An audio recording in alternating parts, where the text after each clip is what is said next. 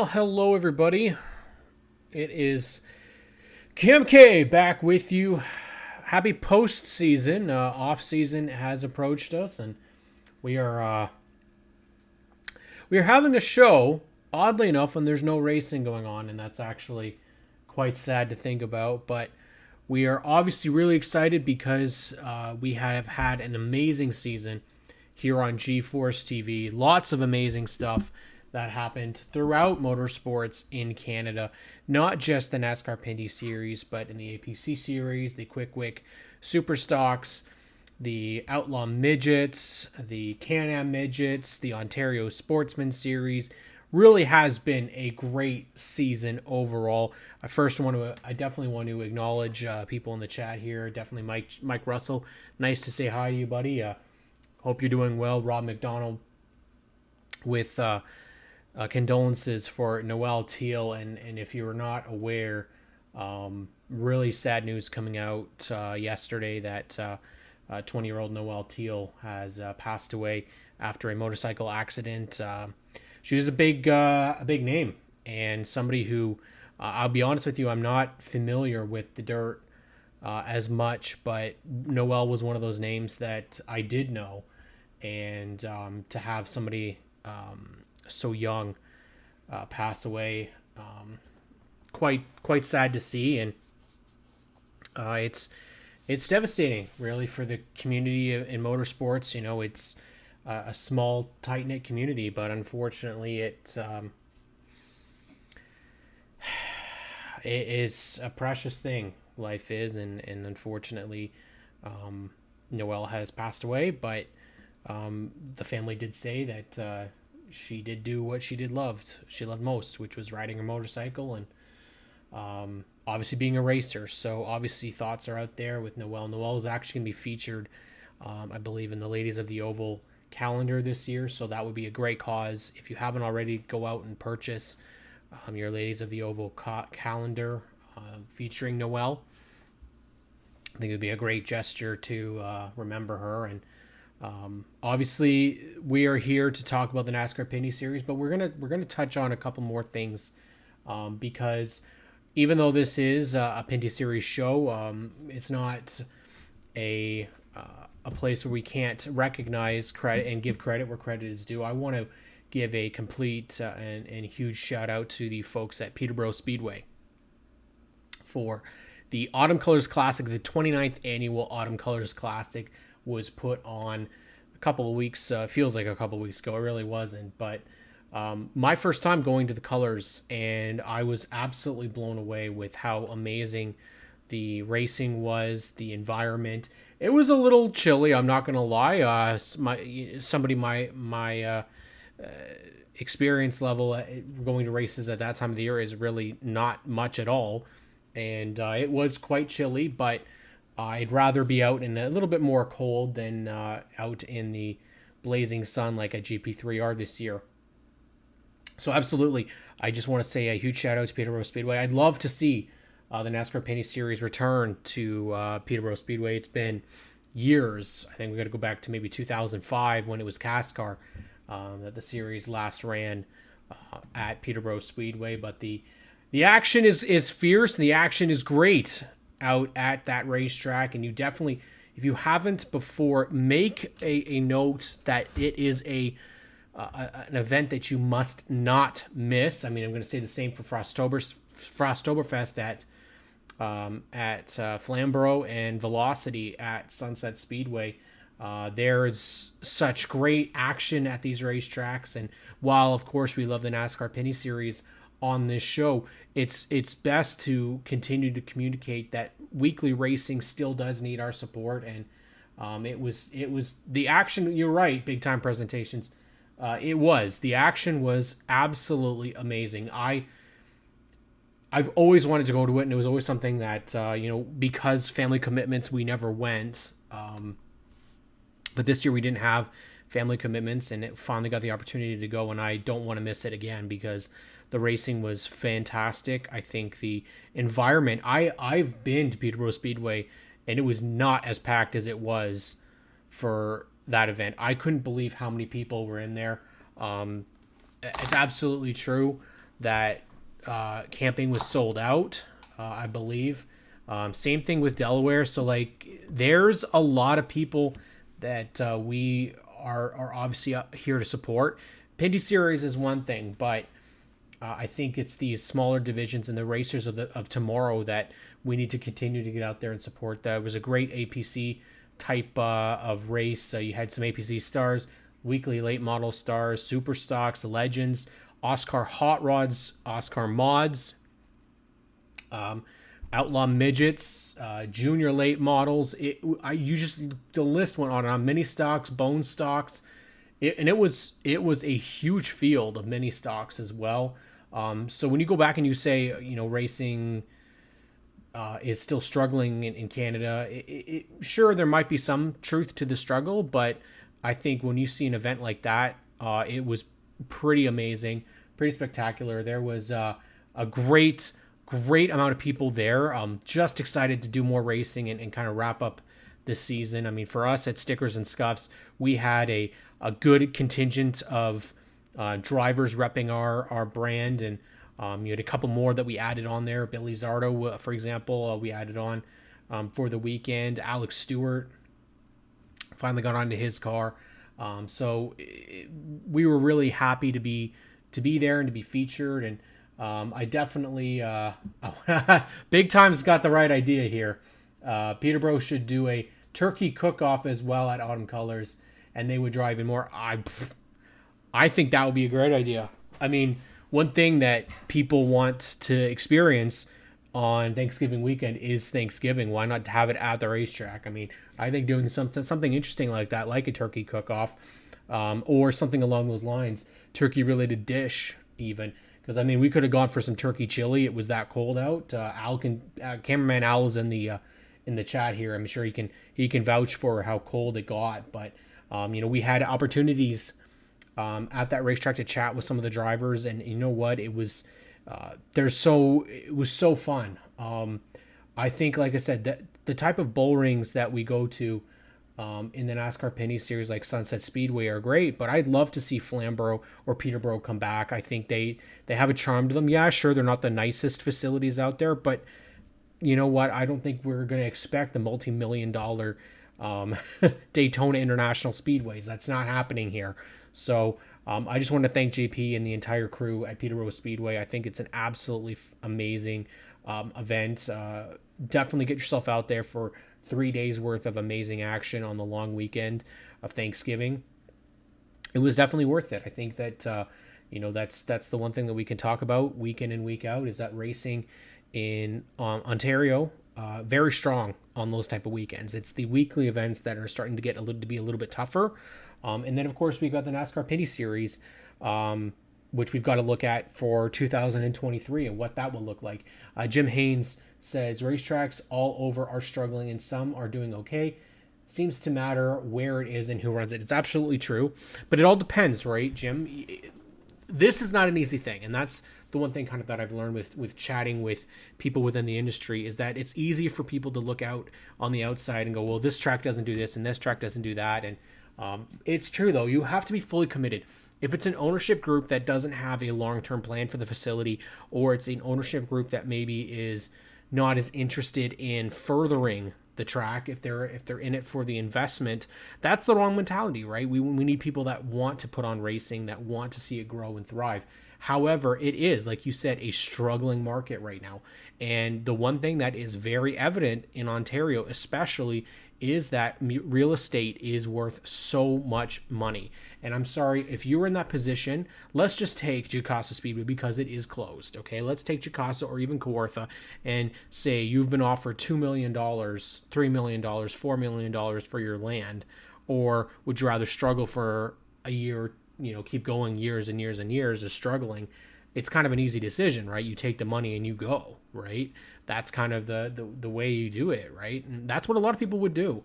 I mean, you really have to love racing to put in that effort to continue to run it. And we don't know how much money these tracks are pulling in on a weekly basis. I mean, it's difficult for a track, say, like Jukasa, which wasn't having weekly racing. But, some of these racetracks, I think, if they can continue to put on these big crowds like this, I can't see that these facilities are going to struggle. I think that we've seen a lot of evidence this year that the crowds have been really good all year round. Now, again, that could still be COVID wear off and that people are still not really comfortable leaving.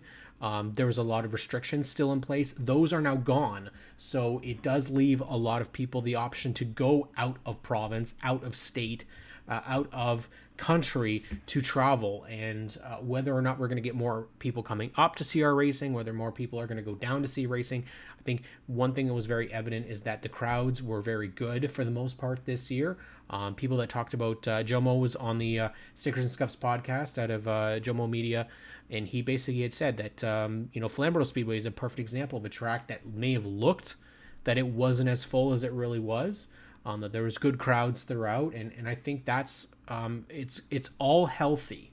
What we continue to need, though, is that strong top. So as we continue to go through the NASCAR Pinty Series off season, it's going to be very interesting to see if there are going to be any changes with the schedule, if there are going to be regulation changes, and of course with team changes. One thing that we're hoping to do this off season is continue kind of the silly season talk. One thing that's different about the Cup Series, well, we'll take the Cup Xfinity Series. A lot of these teams here are run by the people that race in them. Family operations, they are the ones that are putting on this show. But there are some names, obviously, that we want to look at for the future. I'm not sure whether or not we're going to see them, but we'll put it on there and see whether or not stuff is going to change for next season. Sherry Putnam, of course, retiring. Tony Spiteri coming in, but Tony, of course, is going to be the GM of NASCAR, not the series director. So there's still a position to fill there. I think there's going to be a lot of changes happening when you have this new team that's going to be taking place here. We've got a couple things here. Mike Russell says, but now you can stay home and watch it for free, which has hurt a bit, as well as putting butts on the seats. It's true, it's true, Mike. To a degree, though. The one thing that I think is very noticeable for me, for example, I can't get to Delaware every Friday. That's just not going to happen. I live 2.5 hours away. I don't drive. It's just not going to happen. That is a luxury that I like having, is to be able to watch a Delaware race, a track that I cannot see. For me, for Sunset Speedway, I would love to come out and see it every weekend. There's that financial aspect as well, right? So I think that's put a lot of damper on things this year. But it's true. There is an aspect of it where, yeah, you can watch it for free, but that's not for every racetrack, right? I think one of the downsides is counts. I think that deters people from going. They don't want to see a race with 6 cars in it. It's a hard pill to swallow, because as a race fan, you want to be supportive, but at the same time, you want value for what you go and you pay to see. And if you're not getting that value, it makes it a lot harder to justify spending the money to go out and see a race. You really have to love racing nowadays. You have to know people within it. I think the reality is, if my podcast, if we did not have partners, we wouldn't be able to go to the racetrack every week, because I cannot afford it. My co-host Graydon cannot afford it. But the reality of the situation is that you can get numbers by people tuning in that are not able to make it to the racetrack. Is it going to take away that core audience? It's hard to say. You open a big debate here, Mike, because is the audience that is going to the racetrack weekly a local audience, or is it outside of local? I think you're going to get outside sources when outside touring series come into the track. So say the Pinty series, perfect example. Pinty's APC, they attract names from all over. Whereas the weekly racers, you're more than likely going to get people that are coming in that are local to the area. If it's not attracting the locals, then that's where you're going to have issues, right? You're going to need to try and bring, similar to what we saw with Delaware Speedway, how Ray Morneau is out of Windsor, but he's got a huge fan base that comes to Delaware Speedway to support him. So that's kind of what, in my opinion, you're looking at, is you need to get those local series getting that attention. The other thing too is they benefit from these big series coming in, but they need to be on the same night. And I think that's one thing that if tracks can do it, try to fit a local series division whenever a big series comes to town. Whether that is a, quote, smaller series like an OSS or an Outlaw Midgets, just put as many weekly racing series in there as you can. Try to showcase as much as you can. It's hard because I don't know the payouts for a lot of these smaller divisions, but I mean, all the way up from the smallest division all the way up to the Pinty series, they're all lacking in terms of the payouts, and that's just racing. Unfortunately, it's in 2022, the payouts just aren't what they need to be for people to be able to continue on that type of budget. Jim Haynes says, one of the paved tracks we run just put in all new lighting, but he really runs the track and his marketing manager that brings in lots of sponsors, and the place is a palace and people show up. It's all about the experience, Jim, right? So if I'm a fan, do I want to go and spend a stupid amount of money for a hamburger that I could get from the supermarket and watch 4 or 5 cars in each division? Right? It's a tough sell, but if you go and there's contests and there's prizes and there's merch and there's good food and there's a good atmosphere, there's cheap camping, the tickets aren't outrageous, all of a sudden that starts to be attractive. It's a tough sell though, because I'm not in that position. I wouldn't want to be in that position if I'm being honest with you, because we're not going to get the situations like in Charlotte.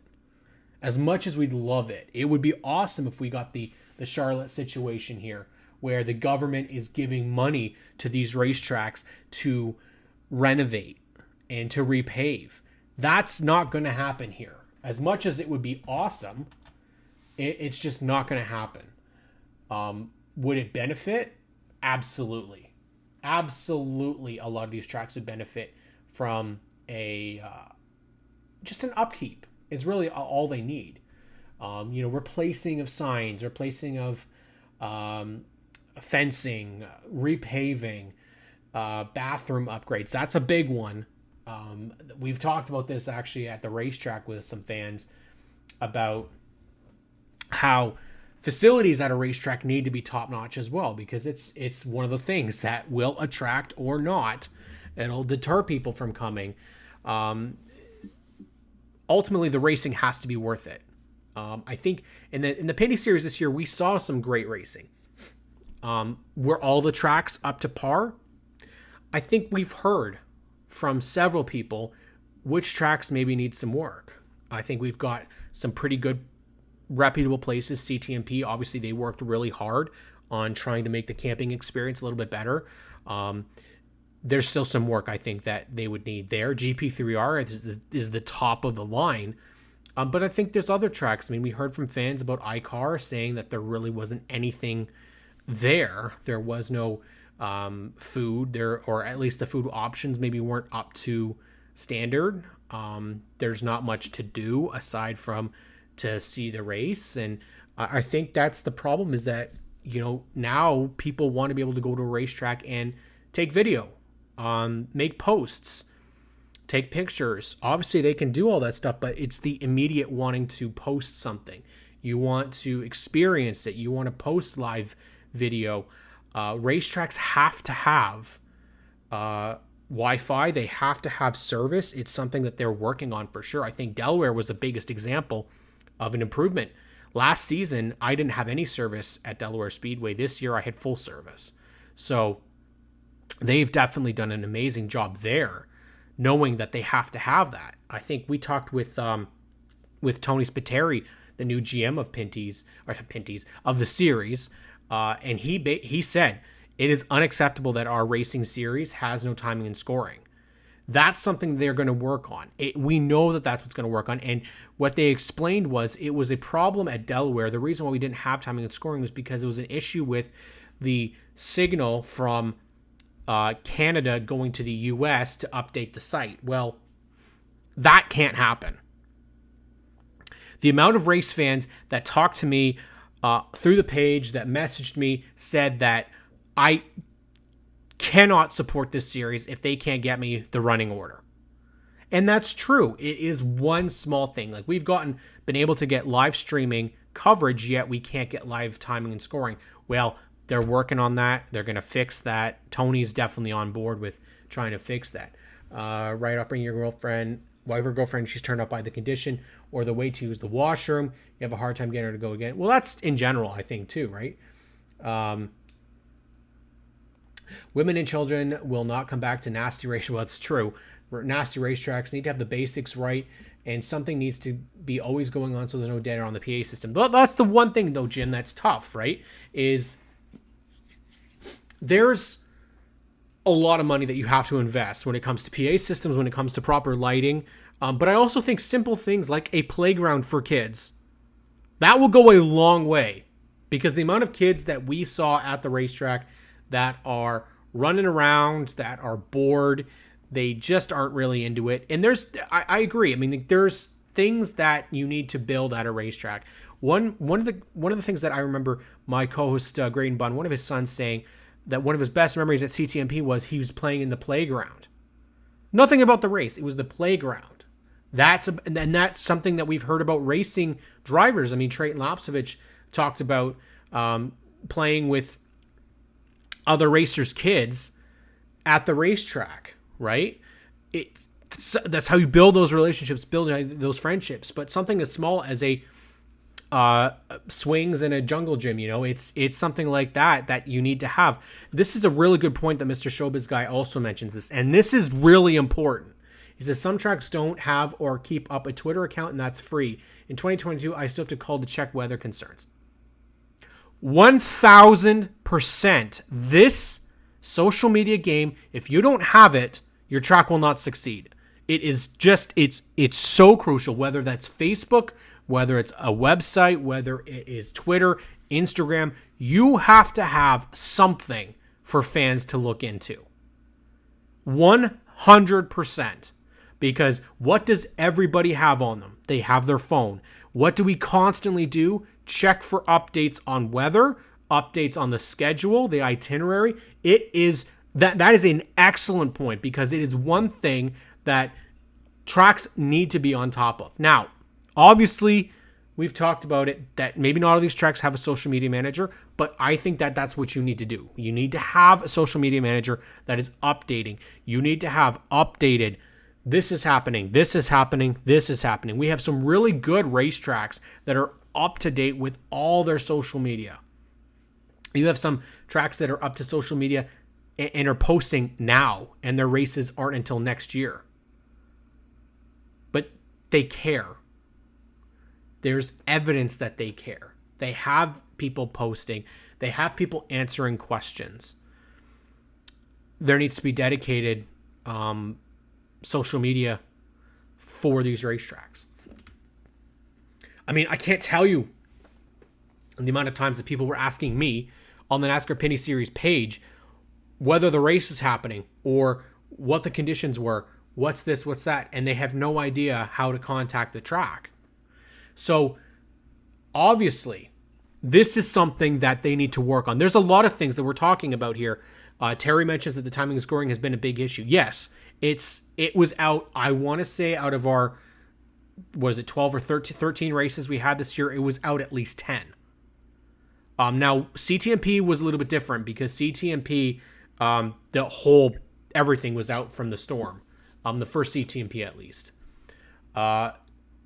It's unacceptable in 2022 that ARCA can have a full timing and scoring at every race, no issues. And that's practice, qualifying. And we don't have them. Now, I don't blame this on the social media team at NASCAR. Absolutely not. It is not their fault, never has been. They can only do what they have. And if the technology doesn't allow them to post what they need to post, then they need to find the solution. And that's not the social media team's fault. That's the folks at NASCAR. So it's being worked on. We know it's being worked on. Tony has said that it is going to be worked on. So I think that that's one of the things they're going to have to utilize. I think utilizing Race Monitor is a perfect thing.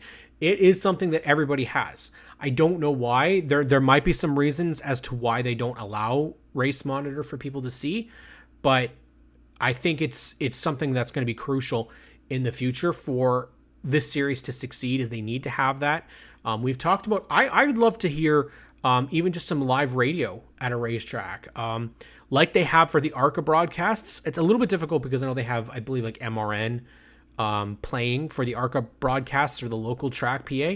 That would be something kind of cool for them to do. If they could get the track PA to be broadcast on the timing and scoring page like the ARCA series, that would be awesome, because then if you don't have the ability to watch the race, you can listen to it.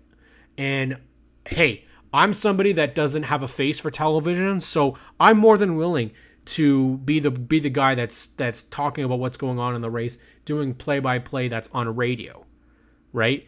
If it's just getting it out to people, that's what we have to do, right? Like, that's the way to advance even further. I know that people at NASCAR are working hard for next year. I think that they've taken what a lot of us have been saying, and they know. Pinty's requires its own system instead of worrying the U.S. tie-in. Yeah, now it does. It was using the U.S. Last year. So it definitely needs its own work, Terry. And I think that, I mean, based off of everything that I've heard from Tony, and Tony's words were, don't listen to what we say, watch what we do. That gives me a lot of promise. I think what we need next year is a lot. I mean, the series was great this year. I think we know the series is great, but there's still some stuff that they need to work on. And that's with every racing series.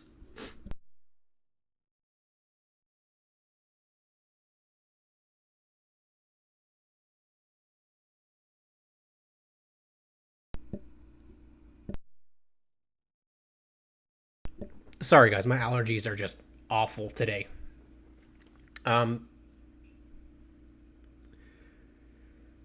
We could say that heading into 2023, that things are going to be the exact same as they were this year. I don't buy it. I think Tony's going to be in there. Now, we don't expect a miracle here. That's the one thing. It's not going to change overnight. I know people want it to change overnight, but that's not going to happen. I agree too, Terry. I have a really good feeling that Tony knows. He's got insiders. He's got people that are connected with the fan base like myself. Like, I make no bones about it that I listen. I want to listen to the fans and hear what they have to say and report back to him if I can. Hey, this is what people think of it. When you hear even just rumblings that Riverside is being considered for next year, that's huge. Because that is a track that every driver that we've talked to wants to see come back. Every single one of them. It is a track that a lot of the fans like. They like the ownership group. I hope it can go together. I think it's a perfect fit. You're already going out to Atlantic Canada. You get 2 races out there. That's a benefit to the Atlantic Canada fans, who are very passionate. The amount of people that we had tuning in for the Newfoundland races was crazy. We got people that now tune into the Pinty series because of the race out in Newfoundland, and that's something that we want to be able to see. I think we've got other things like we can look at towards in this off season, and I've put this out here like I called it silly season. It's not really, because we're not expecting that we're going to see huge sponsorship changes, huge manufacturer changes, sponsors and drivers switching spots. It's not really what the series has, but there's certain that we're going to see some changes. Now, I didn't think it would show up as bad as it has, unfortunately. It's unfortunate because I can't really tell how the graphics are going to be until they're kind of up on the screen. So there's only 1 or 2 that you can actually see there, but they're going to scroll through. And we're going to talk a little bit about this off season and what we could potentially see.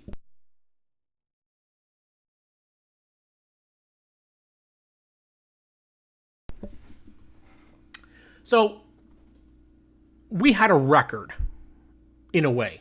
51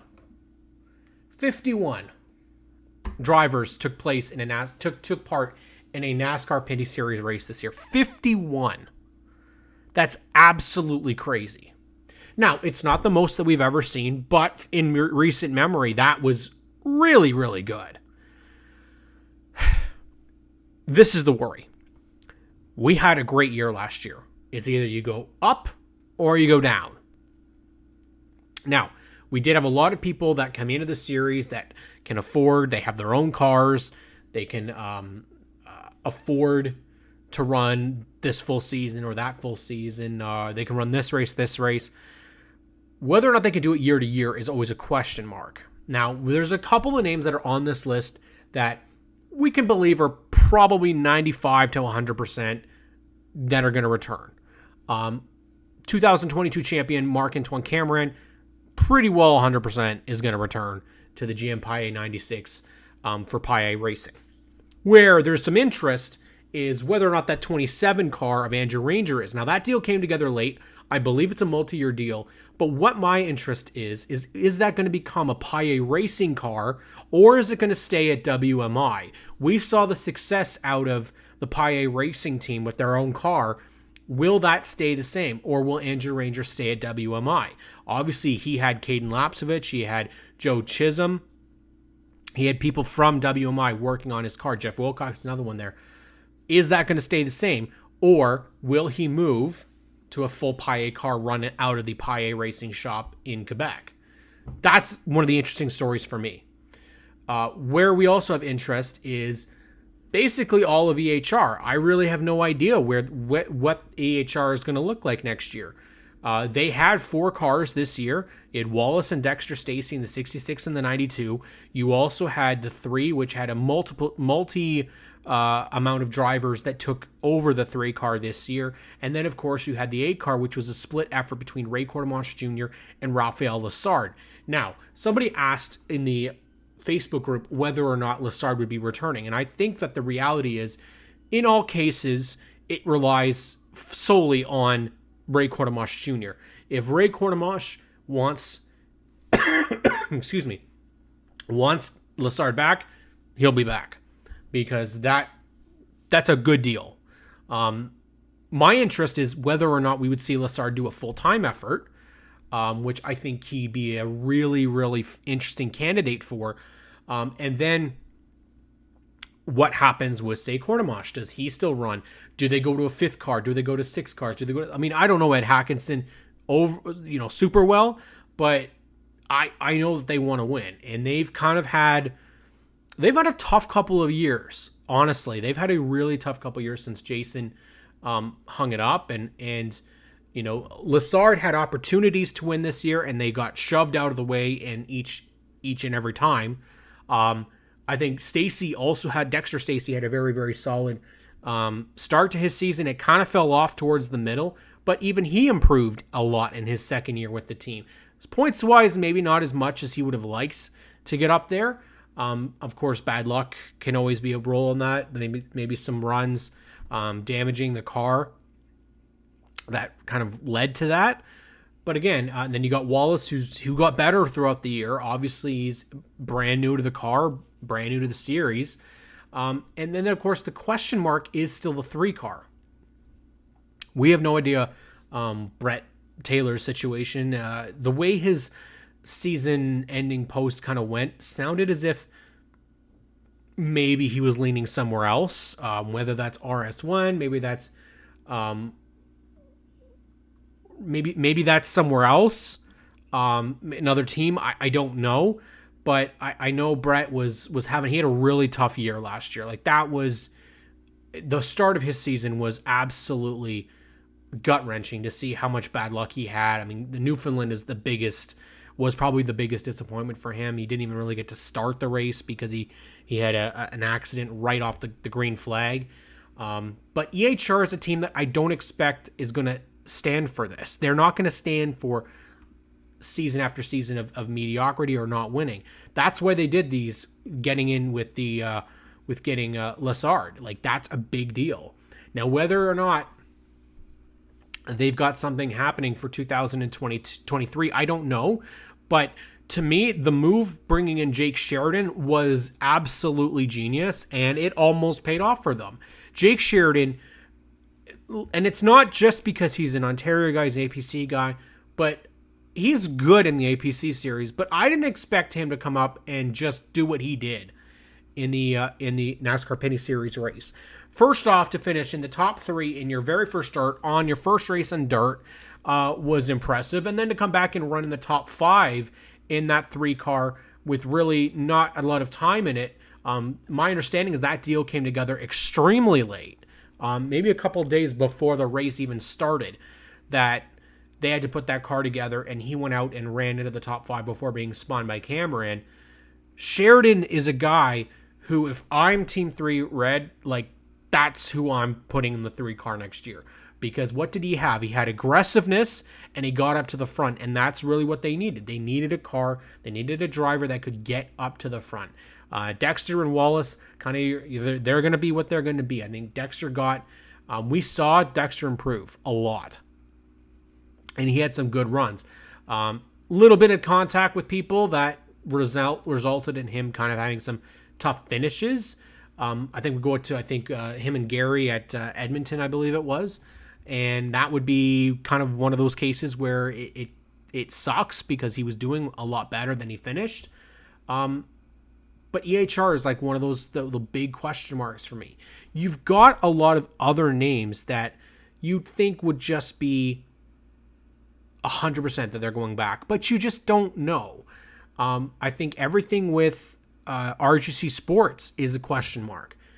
We don't know what Gary Clute is going to do next year. Just had a baby, so absolutely congratulations to him and Lauren on Harley Peter Clute, their son that was born, and absolutely love that he was in the series full time, but he had a really, really rough middle of the season, and it really kind of didn't get any better, and his season kind of fell off a cliff when he started off with, I think it was something straight, like he had the 3 top 5s in the first 3 races or something, and so he's somebody else that I would, be very curious to see what happens. Brandon Watson obviously winning the final race this season in a dominating performance. He won several pole positions, led a lot of laps for a rookie. He's somebody that, if I'm RGC Sports, it doesn't matter what the sponsorship situation is that he can bring. That's somebody that needs to be back in the series next year. Did an amazing job for that team. Where the question marks lay is, I think you've got the veteran presence, Mark Dilley, TJ Renamato. Where else do they go here, though? Is Renamato going to keep going? And I don't know Dilley's status. I know he's still wants to race, I would imagine. But the one thing I always want to say here is Mark and TJ are extremely smart guys.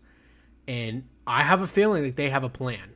I don't know what it would be, but they've definitely got something up there. Whether it's going to be a Jake Sheridan that comes back in and races for them, I'd be very interested. Honestly, I'd be very interested to see where they go. There's always names out there that we have to pay attention to. Obviously, Caden Lapsevich is one of those names. I can't see that Caden's comfortable being a crew chief. I know he's good at it because he's won races. He's good at putting cars together, but I want to see him race. I think a lot of people want to see him and his brother be out there racing against one another. I would absolutely love to see Caden go back out there. Caden's definitely very aggressive. He's a former champion in this series. Then all of a sudden you bring in an Alex LeBay. We don't know what his situation is down south. He's had to miss races. So maybe he comes back and runs full time. All of a sudden now you're getting a really stacked card for next year. This is all hypothetical as well. We don't know what we're going to see with names like, say, Josh Stoddy and J.R. Fitzpatrick. I always bring up Lane Zardo. These guys that are really talented in super stocks and APC series getting opportunities. I would love to see in the NASCAR Penny Series what some of these names could do. But we have lists of names here. You've got Jake Sheridan, Brandon McFarland, Sarah Thorne, Aaron Turkey, Trevor Monahan. Matthew Shirley is another name. Like, Matthew Shirley is a really talented driver. We know Daniel Blois had a fantastic year in the 31. Tough finish at Delaware Speedway. But in terms of who we've got for next year, I think it's safe to say Cameron, LP Dumoulin. I think it's safe to say Kennington. Tagliani more than likely. He's already talked about wanting to get back at it. I would be shocked if Trayton Lapsovich goes somewhere unless he gets an opportunity down south. Brandon Watson, somebody else I think would be a solid return. Kyle Steckley, same thing. Donald Teague, we already know, has got himself and more than likely another car for next year for his brother Benoit. So there's definitely a lot of names. It's just whether or not A, we're going to have cars, B, whether there's going to be enough parts for these cars, and really the reality is what the schedule is. Whether or not these guys and gals have the opportunity to run out west or out east is going to very much rely on the funding. Sam Fellows is a perfect example. Sam Fellows ran that 98 car in a phenomenal season. And he might not agree with it being phenomenal, but when you look at where that team has run for the past several seasons, and the fact that they were able to pull off a 6th place at GP3R, he got multiple top 10s this year. Multiple. And that's an organization that really doesn't get that. So I think that Sam definitely has a lot to prove still. Jacques Villeneuve is somebody that we never actually got to see race. Whether or not they bring him back next year, Dumoulin competition, they're going to try, obviously. JP Bergeron, same question. I mean, where would he go? Is he back with Dave Jacobs next year? So there's a lot. I think, obviously, he's a solid pick to stay where he is because he is a Ford. He's got Ford sponsorship. So I don't see him going anywhere because Ford is basically Jacobs. But that's the other question. For so many years, it's been Chevrolet and Dodge bodies on these cars. That's the reality. You had a couple of generic Fords. Then you got the Mustang this year for Bergeron. It was really the only one we saw. Gannett never really got the Mustang. Whether or not there's going to be more Mustangs next year, I'd be very curious to see because there are sponsors that these guys are missing out on because they're not Ford, related or running the Ford body. I mean, it doesn't, under the hood does play a role, but at the end of the day, if you don't have the manufacturer support, I guess the other question is Toyota. We talked about this kind of routinely about would Toyota ever come into this series? Well, I know that there has been previous talks with trying to get Toyota in. Whether or not that's ever going to happen, I think it comes down to a team that wants to run a Toyota body, and whether or not they can get the approval from Toyota to run in the series, I don't see why not. Toyota Camrys run in every other series, and Toyota's got a big presence in the United States in racing, and I would argue that a lot of people in Canada drive a Toyota. There's a lot of things that I'd like to see in this series because there is such a widespread of vehicles that people use. They use Kias, they use Mazdas, Volkswagens, Nissans, Hyundais, Hondas. There's so much more than just Chevy, Ford, and Dodge. So whether or not they're ever going to get models and get other manufacturers in this series, it would be something really interesting because if you've got an all-Canadian team that doesn't maybe need approval from the U.S. for stuff, that would be a very interesting goal if they could go out and get those type of suppliers. Same with the Euro Series, Mexico Series as well. I think that those are attainable goals, especially for Toyota. I think Toyota would be the main goal right now because a lot of manufacturer support from Toyota, a lot of sponsor support from Toyota. I just don't know which organization would do it. That's the tough thing is it's about businesses. It's about relationships that you have with other companies. I think, there's a couple of organizations, couple businesses that we've seen on the U.S. side of things that are Canadian, but they run in the United States because they're Toyota affiliated. Well, why don't we fix that? A perfect one was like Weins, I think it's Wines Canada, WEINS, and they were on the 16 truck for Austin Hill a couple of years ago. I don't think they were on Tyler Ankram's this year. But that's a perfect example of a sponsor that is Canadian, yet went into the U.S. market. There's no Toyota in here. So maybe we look at that and go, as there's an option for the future. Again, you got to look as to who's the team that would do it. If you get like a cool partnership would be with an ARCA team like a Venturini Motorsports, which is totally doable because of an ARCA affiliation. They've got lots of Toyota support. I could see something like an RGC Sports doing the Toyota bodies for that fact, but do I see Dave White taking from Chevrolet to Toyota? I don't really know about that, but there's obviously a lot of options out there. Obviously, we looked at this chart here, and you've got some names that are for sure looking good for next year. Whether or not this happens is going to be the big question. I think we have a lot of time to obviously look into this. We're going to be talking about the schedule. We'll be talking about the roster. We'll be talking about some of the highlights for this season. Some of the big stuff for next year. When announcements come out, we will be on. But we had a pretty good crowd actually here tonight tuning in, which I really appreciate you guys doing so. You never know with these types of shows whether or not you're going to get any further viewership in the off season because the season is over. Well, we're going to continue to try and ride the hype train all into 2023. Hopefully NASCAR Pinty Series will be at Motorama in 2023. We can definitely showcase some of the stuff that's going to be taking place there. There should be some news I would expect coming out pretty soon with who's going to take over as series director, the schedule coming out in the new year. There's definitely going to be a lot of stuff. I don't expect the schedule is going to take until March. This year, I would expect they're going to have it figured out a lot sooner. Obviously, we know that there's some tracks that are going to stay for next year. We know that there's going to definitely be a race at Oshweekend. There's definitely going to be races at Newfoundland. That's 100% GP3R, 100%.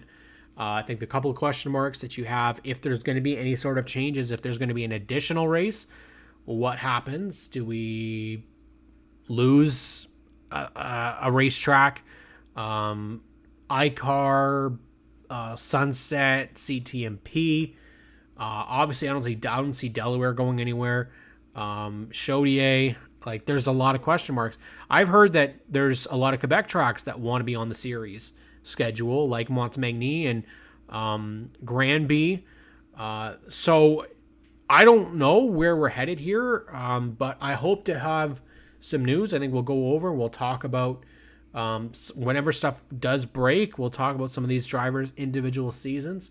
See where they go for next year. I think, like I said, there's a couple of names that we could be looking forward to. You see these names scrolling through on the left-hand side. Obviously, want to thank Al Harris, Matt Manor, James Jordan, and Team 3 Red for the photos that are being rotated around. Some awesome photos this past year of the drivers in the NASCAR Pinty Series. Hopefully, like I said, we'll see some. I think we'll see some changes. I like one of those names that I'm curious to see whether or not they make that body switch is going to be Kevin Lacroix. Run the Dodge for a long period of time, but does he make the? Kevin's a really smart guy.